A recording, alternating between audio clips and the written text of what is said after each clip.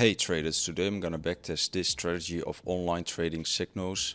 According to him, it's one of the best scalping strategies there is, so we're gonna find out. Let's test this one 100 times.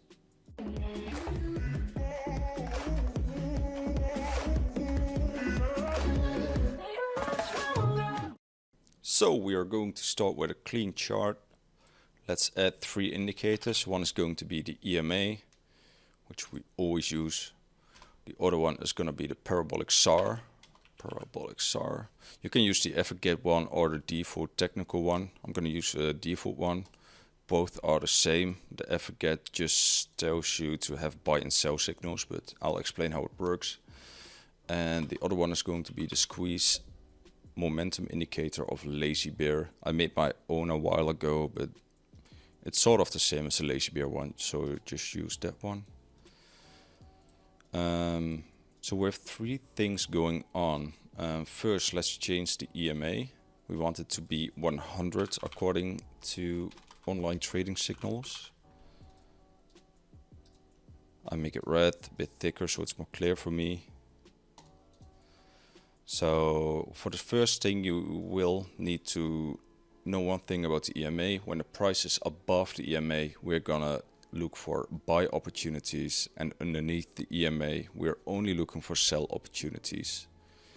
The next thing we want to see is that when we are above the 100 EMA now, so we are only looking for buy positions. And when do we buy? When you have 2 dots here. I'll make them a bit thicker if I can, so it's more clear. Like that. So when the dots are above the price, that means you have a bearish momentum going on and you should not take a long entry. But when it switches between a dot above the candle and it goes underneath, this means that this is a buy signal. So that is where we are looking to buy. And when do we buy? When the price crosses the last position of this dot. So we place a horizontal line on that dot, and when the price goes above it, the candle should close above it, so not only the wick. Then we take a long position, and then we look down on the squeeze momentum indicator. It should be in the green. When it's not in the green, we will not take a position. If it was still red here and the next wick of the squeeze momentum is turning green, we can still enter that position. But for this one, it's already in the green, so we can take a long position after this candle close. And where do we place our stop loss? That's gonna be on the previous candle low, right there. It can be here. You could also go to the previous parabolic SAR circle and then the bottom of the price, but for me that's it's a bit 50-50. It's depending on how far the stop loss is going to be. For this one I would prefer a tight stop loss, so underneath 1%, and we are going to take a risk reward of 1.5, like that, 1.15. So that is going to be a long position. Let me show you another one. So right after we had a false signal, because after these sell dots you get a buy signal. So you place a line on the last sell dot and the price didn't go above the line. So when it's not going above the line, you do not enter. And also the squeeze momentum was in the red. So that's how you get rid of false signals, which is really important in scalping because you will get faked out a lot. So we remove that one and we will look for another entry. So right here, you're still above the 100 EMA, sell dot. And right there, we have a buy opportunity. You place a line right there and you wait until the price closes above. It is with the first candle. but the squeeze momentum is still in the red, but it is decreasing, which is bullish for us. So we are gonna wait until a candle closes and the squeeze momentum is turning green, and that will be after this candle. So that would be here. Where do you place your stop loss? You could do it underneath the last candle or underneath the last sell candle. That could be there, but 1.6% is, for me, it's too far, so I would go to the last candle on 0.5% and then times 1.5. Like that. That is another valid entry. And right here as well, we have a fake signal again, because you place a horizontal line on the last sell dot and the next dots do not go above it. So you can literally skip these buy position. And what happened? You didn't get stopped out because you didn't take the entry. And right here, it's the next one. It's literally perfect. I really like this strategy. I'm really down to use this one. So right here on the last sell dot, we place a horizontal line. Again, it didn't go above it, so you didn't get stopped out again. Let me show you a sell position right now.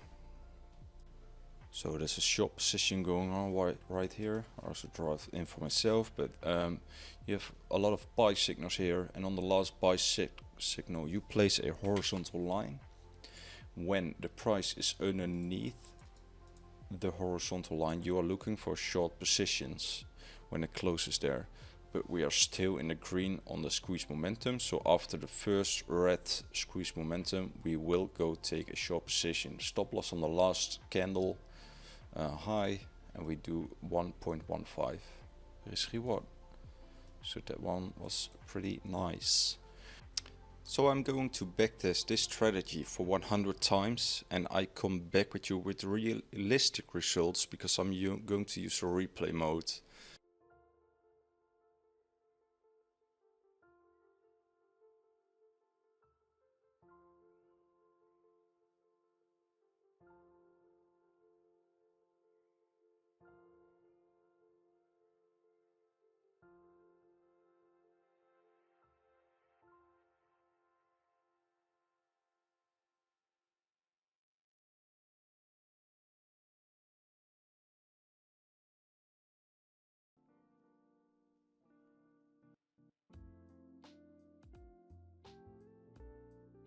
While I'm backtesting, I came across this scenario, and I want to explain why I did not take a short position right there. Remove drawings.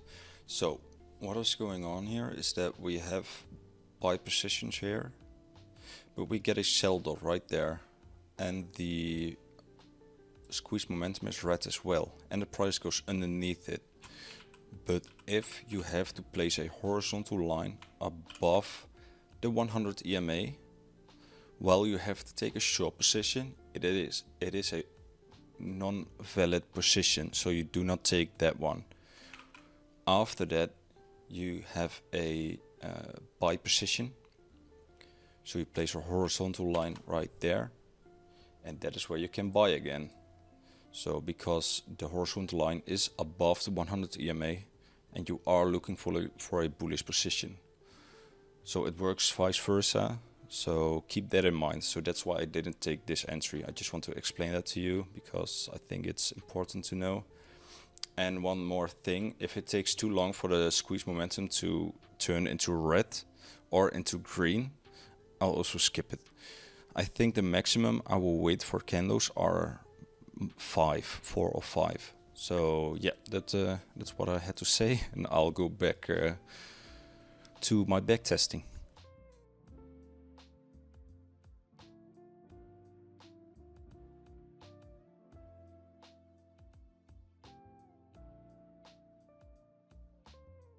So after doing 100 trades on the 5-minute chart on BTC USDT on these settings, I had a gain on account of 18% with a win rate of 63%. The gain on account is just as high as the Fumanchu, but we are swing trading, so the stop loss and take profit can be further away. That's why you can increase your gain on account. If you always use leverage to fix your stop loss on 1%, you had a 58% on gain on account. That's really good if you ask me. I think if you use a trailing stop loss on this strategy, it can literally be better than my Fu Manchu strategy. I'll keep testing this one, check how much profit I can take with a trailing stop loss. But this one has some great potential. I would advise you to test this one out. Don't instantly go live trading on BYBIT. I've done that. Don't do that. Go back test it yourself and see what you think about it. I really like it, and I appreciate the online trading signal guy. He made a great video and a great strategy. I don't know if it's his strategy, but I like it a lot. So watch his video if you like this one as well. And I hope to see you in the next one. Cheers.